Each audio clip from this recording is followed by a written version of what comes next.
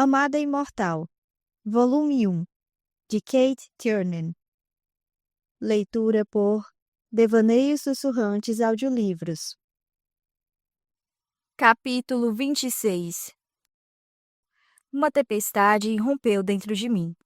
Se não fosse tão ignorante em matéria de magique, eu o teria esfolado vivo com uma palavra. Arrancaria sua pele para deixá-lo tão nu e exposto quanto minhas emoções. Considerando minha realidade, eu tinha que contar com pegá-lo de surpresa, me lançando contra ele. Meu corpo bateu no dele, com força, e nós dois caímos pela beirada do palheiro, por 3,5 metros, aterrissando pesadamente em cima dos fardos de feno espalhados no chão. Eu estava batendo nele, gritando e xingando, em islandês antigo, tentando arranhá-lo, socá-lo, bater na cabeça dele. Depois de alguns momentos tentando recuperar o fôlego, Rain facilmente prendeu meus punhos com as mãos como se fossem aros de ferro. Depois ele nos virou, seu peso me prendendo no chão.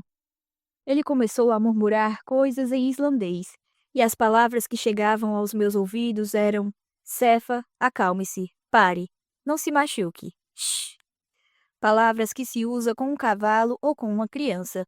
Eu estava chutando, tentando acertá-lo com o joelho, me contorcendo com todas as minhas forças.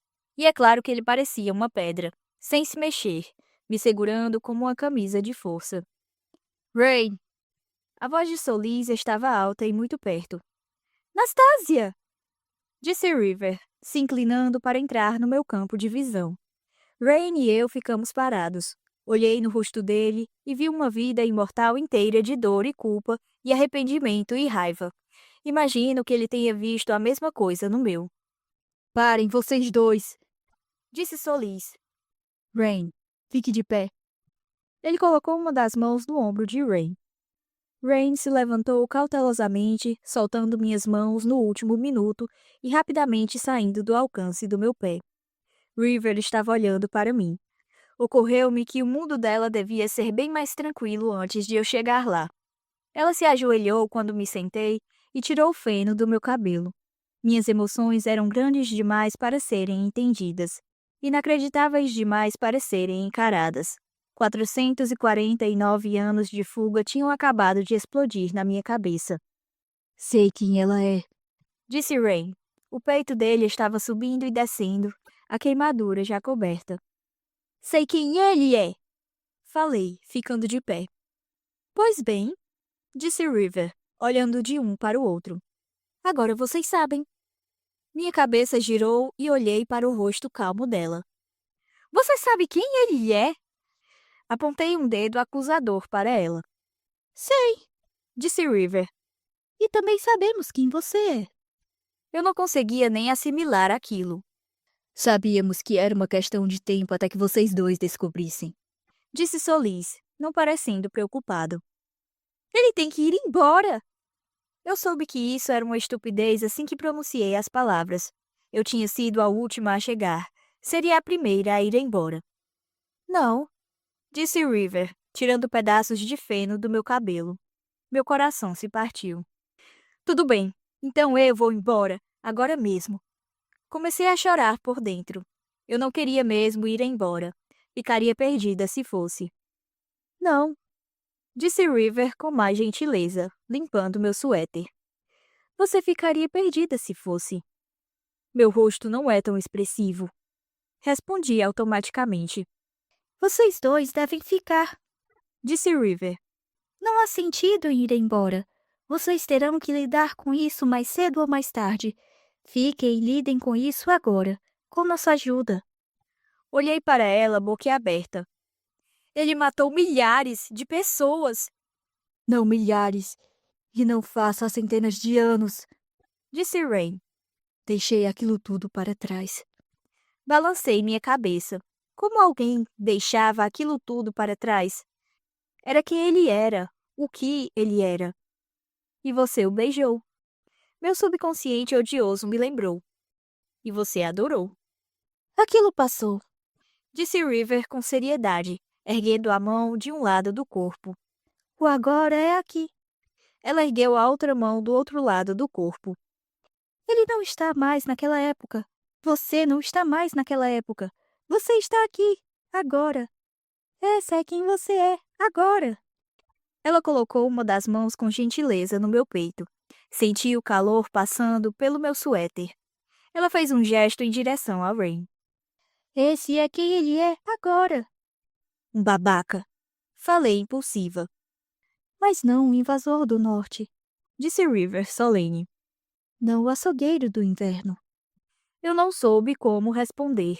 Olhei para os três e me dei conta, impressionada, de que eles pareciam mais familiares, mais completos para mim do que qualquer um dos meus amigos. Eu não sabia o que fazer. Balancei a cabeça de novo, exausta de repente, a adrenalina se esvaindo das minhas veias, me deixando trêmula e vazia. Não consigo lidar com isso. É demais. Ele devia estar morto. Não posso ficar aqui. Vou para a cama. Falei sem emoção, e passei por eles indo em direção à porta do celeiro. Nunca vou perdoar você. Falei para o invasor do norte ao olhar para trás.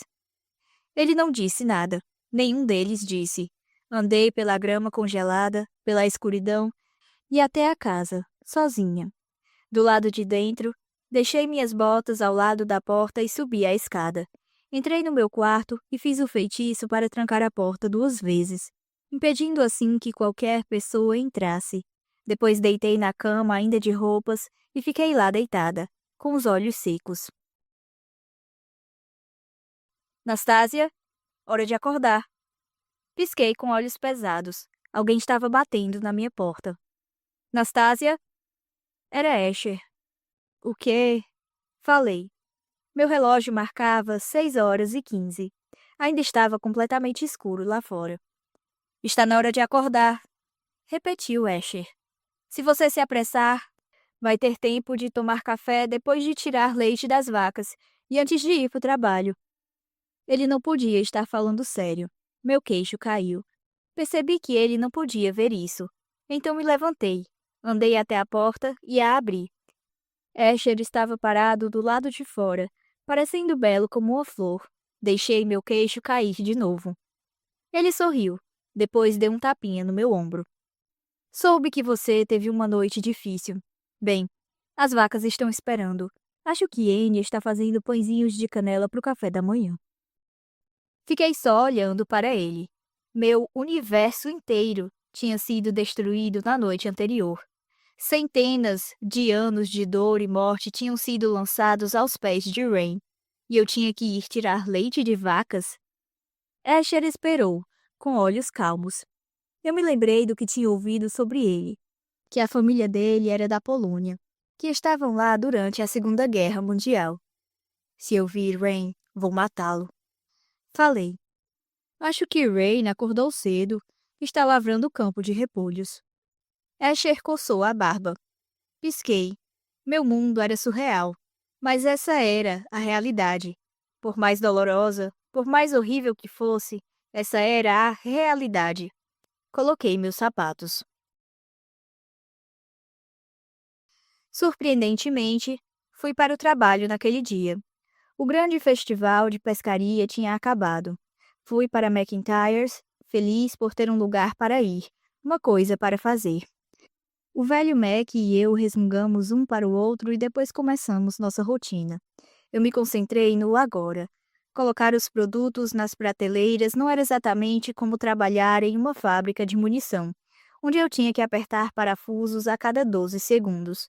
Mas me forcei a prestar atenção, a reparar no que estava fazendo, a manter minha mente firmemente presa a cada segundo que eu passava ali, enquanto esvaziava caixas de curativos Ace e bolsas de gelo. Agora que eu sabia onde estava tudo e que as prateleiras estavam arrumadas de acordo com uma lógica, eu demorava bem menos tempo para repor a mercadoria. Comecei a olhar ao redor na loja, me apegando com força ao que estava vivenciando naquele momento. Estava bem melhor, mais limpa, mais clara e, como falei, mais bem arrumada. Mas vamos ser realistas. Ainda era um lugar horrível. As paredes estavam manchadas de água e cheias de buracos antigos de pregos. A iluminação era velha. O chão de linóleo era tão velho que cada corredor tinha uma faixa gasta no meio. O que você está fazendo? Rosnou o velho Mac para mim, me fazendo dar um pulo. Eu não pago você para ficar parada sonhando acordada. Ele estava a 3 metros de distância, as sobrancelhas peludas e pretas formando um V irritado sobre os olhos hostis. Você precisa encomendar alguns remédios homeopáticos. Foi minha resposta. Depois da noite anterior, o velho Mac precisaria de bem mais do que isso se quisesse me intimidar. E também luvas e outras coisinhas. Um pequeno mostruário com luvas variadas. Além do mais, você tem espaço naquele canto para alguns sacos de sal, do tipo que as pessoas colocam nas calçadas sobre a neve para não levarem um tombo e morrerem. Ele ficou me olhando como se eu estivesse falando em outra língua. Peguei um dos milhares de catálogos de suprimentos de farmácia que chegavam toda semana.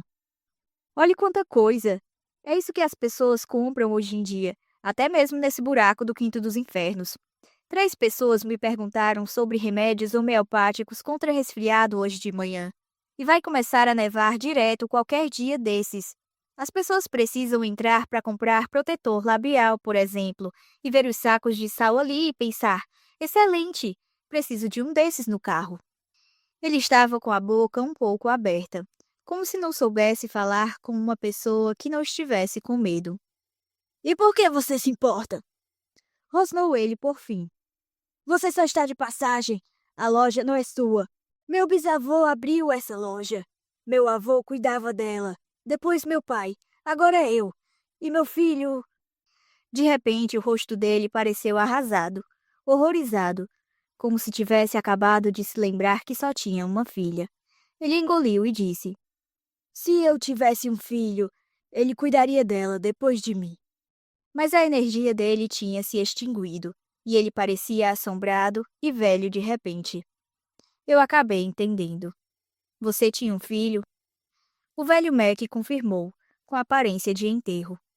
E ele morreu com sua esposa? Um olhar assombrado cobriu o rosto dele, e ele confirmou de novo. Lamento. É difícil perder alguém. Eu tinha perdido tanta gente. Fiz uma pausa, me perguntando se devia ir em frente. Sim, ele tinha que deixar o passado para trás e viver o presente. Usei uma voz firme. Mas escute, coroa, você ainda tem Meriwether. A cabeça do velho se ergueu de repente e o fogo habitual voltou aos olhos dele. E apesar do fato de você tratá-la como lixo, ela é inteligente. Ela gosta desse lugar. Só Deus sabe por quê. E depois que você bater as botas, ela vai transformar isso aqui no que devia ser. Vai ganhar um monte de dinheiro e vai rir no seu túmulo. Tudo bem. Talvez eu tivesse ido longe demais. O velho Mac parecia atônito e fingia examinar a lista de ingredientes de um remédio infantil para resfriados. Ela odeia esse lugar. A voz dele estava irritada e azeda. Ela odeia ser tratada como lixo. Respondi. Ela lembra como era quando aqui vivia cheio. Foi ideia dela começar a fazer as melhorias. Jamais vai ficar lotado de novo. O velho Mac jogou o catálogo de volta em cima do balcão. Sei, a fábrica fechou, blá blá blá. Falei com meu jeito habitual, preocupado e sensível. Ainda há pessoas aqui, e elas ainda precisam das porcarias que você vende. O Walgreens mais próximo fica na estrada. Ou então, as pessoas podiam vir fazer compras aqui, apoiar a economia local e economizar gasolina. Era um novo ângulo de marketing tão brilhante que eu nem conseguia acreditar. Empolgada, me virei para o velho Mac, pronta para trocar ideias. Ele apertou os olhos. Esqueça! Volte ao trabalho. Eu devia descontar os últimos 10 minutos de você. Sabe que eu estou certa. Cantarolei baixinho. Ele resmungou. Nosso relacionamento estava mesmo florescendo, e minha vida estava seguindo em frente, apesar de tudo. Eu ainda estava ali, ainda estava vivendo minha vida, depois de tudo o que tinha percebido na noite anterior. Por alguma razão, Meriwether não chegou às 4, mas o velho Mac não pareceu surpreso nem preocupado. Bati meu ponto de saída como sempre, já com medo de voltar e ter a chance de dar de cara com Rain em casa. Quando eu estava indo para o carro, vi Dre à toa do outro lado da rua, em frente a uma construção vazia que tinha sido um Dunkin' Donuts no passado. Ela me viu, mas não reagiu. Entrei no meu velho carro, dei a partida, depois fiz a volta e parei em frente a ela. Baixei a janela do lado do passageiro. Quer tomar um café? Meu dia foi uma droga. Falei, sem nem olhar para ela. Na verdade, os últimos dias foram todos péssimos. Dre hesitou. Depois foi até o carro e abriu a porta. Tentei não fazer cara de triunfo. Ela entrou e bateu a porta, e me dirigi a uma lanchonete ali perto chamada Auntie Lou's. Eu nunca tinha ido lá. Mal tinha superado minha experiência no Sylvia's. E quando entrei, foi como se eu tivesse voltado 50 anos no tempo.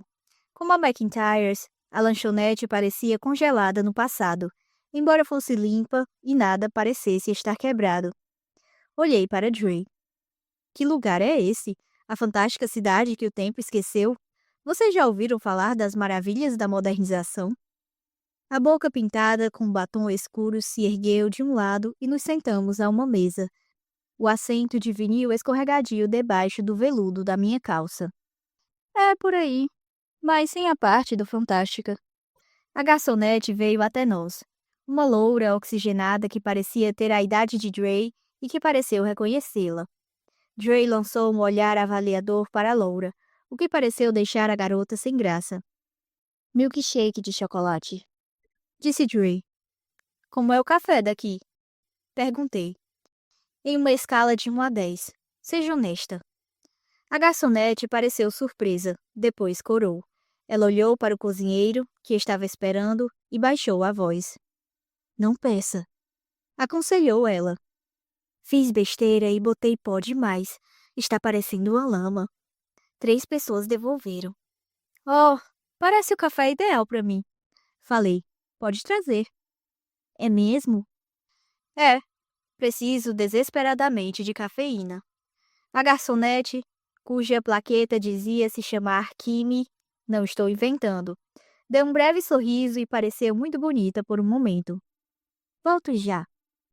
Você espalha alegria onde vai, disse Dre. Isso aí. Concordei sem alegria nenhuma. Sou um maldito elfo de Natal. Dre se sentou de lado, com as costas contra a parede, os pés em cima do banco. Ela pareceu mais distante do que o habitual, pálida e doentia por baixo da maquiagem pesada. Por que você ainda está nesta cidade? Perguntou ela. Suspirei. Era uma boa pergunta. Concentre-se no agora.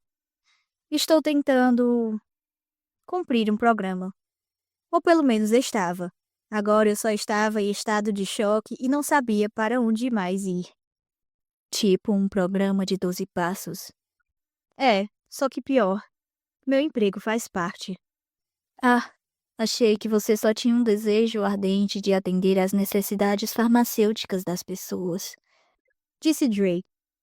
Kimi colocou o milkshake de Dre na mesa, que parecia delicioso, e minha xícara de café, que também parecia delicioso, de um jeito viscoso e escuro.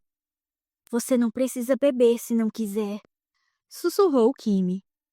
Tudo bem, sussurrei em resposta. Depois que ela foi embora, perguntei. Ela é da sua escola? Só tem uma escola de ensino médio aqui, disse Dre, bebendo um pouco do milkshake. Não estudo mais lá. Então o que você faz? Quando tudo em mim estava gritando para eu me encolher em posição fetal e colocar um cobertor em cima de mim, eu estava me forçando a estar ali, me forçando a interagir com ela. E parecia...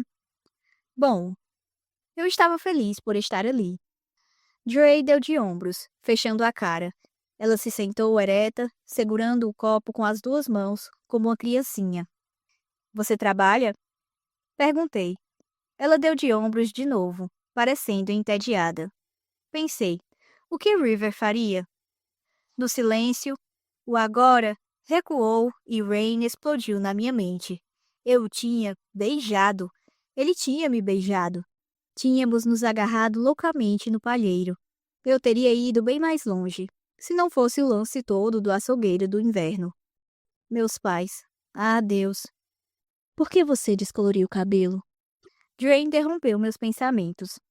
Eu demorei um momento para voltar ao presente. Não descolori. Essa é a minha cor natural. Estou pensando em pintar de vermelho. Não devia. Disse ela, os olhos no meu cabelo sem corte, na altura do ombro. É uma cor legal. Nem me lembro de que cor é meu cabelo. Sei como é. Ficamos em silêncio por vários minutos. Eu precisaria ir embora logo mais. Eu normalmente ia direto para casa depois do trabalho, mas outra pessoa costumava me levar. Eu amava ter a liberdade e a independência de dirigir meu carro e gastar minha gasolina. De qualquer modo, Disse Dre, quebrando o silêncio. não há trabalho aqui. Este lugar está morto. Eu ri. Você está certa. Dei um gole no café forte. Depois coloquei mais 2 envelopes de açúcar. Um brilho de surpresa acendeu os olhos dela, como se ela esperasse que eu defendesse sua cidade. As pessoas daqui não gostam de mim. Disse ela. Acham que eu vou fazer besteira como meus parentes. As pessoas daqui não gostam de você? Dre confirmou com um tom desafiador. Fiquei olhando para ela. Você se importa com o que alguns caipiras de uma cidadezinha no meio do nada pensam sobre você? Ela piscou. Dre, isso aqui é só uma cidadezinha. Não é o único lugar do mundo para se viver, nem o único lugar dos Estados Unidos. Ou mesmo em Massachusetts. As pessoas daqui são apenas algumas pessoas que estão na Terra por um curto tempo. Não são ninguém. Por que você se importa com o que pensam de você? Todo mundo. Disse Dre. Todo mundo da escola. Todo mundo na cidade. Todo mundo só nessa cidade. Falei. Nem todo mundo em todo lugar. Vá para a Califórnia, ou para o Mississippi, ou para a França. Ninguém nesses lugares ouviu falar de você e, o mais importante, ninguém ouviu falar dos perdedores que governam esta cidade aqui. Ela ficou literalmente de boca aberta. Será que isso nunca tinha ocorrido a ela de verdade? Será que ela pensava que estava presa ali para sempre? Apenas ir para outro lugar? Eu praticamente podia ouvir o cérebro dela começando a funcionar. Vá para qualquer lugar. O rosto dela se fechou. Como? É preciso ter dinheiro. Eu pensei. Tem 2 jeitos. Ou você pega um emprego que conseguir arrumar, como, por exemplo, trabalhar no Home Depot, limpe o chão, trabalhe em uma funerária, qualquer coisa, e guarde o bastante para uma passagem só de ida para algum lugar e o bastante para uma semana de comida. Depois entre no ônibus, ou... Ela esperou. Você pode ir e ser tudo o que puder ser. Pode ser qualquer pessoa que queira. Se conseguir entrar no serviço militar, vai ter dinheiro, estudo, viagem e algumas habilidades úteis com um rifle. Dre deu uma risada. Fiz 17 anos no mês passado. Então, ou você tem um ano para trabalhar e economizar, ou você pode dar um jeito de os seus pais assinarem uma permissão para você entrar no exército. Falei. Depois olhei para o céu lá fora. Você tem opções, Dre. Você sempre tem opções. Nunca é tão ruim que você não possa simplesmente ir embora da cidade. Pense nisso. E agora eu tenho que ir. Aquele travesseiro na minha cama não vai enganá-los por muito tempo. Dre terminou o milkshake. Ela ainda parecia pensativa quando coloquei meu casaco de homem de Michelin. Quer que eu deixe você em algum lugar? Ofereci. Não. Ela balançou a cabeça. Posso ir andando. Obrigada pelo milkshake. Tudo bem, vejo você por aí. Dre saiu andando pela rua, parecendo menos infeliz do que antes. Entrei no meu carro e então ela se virou.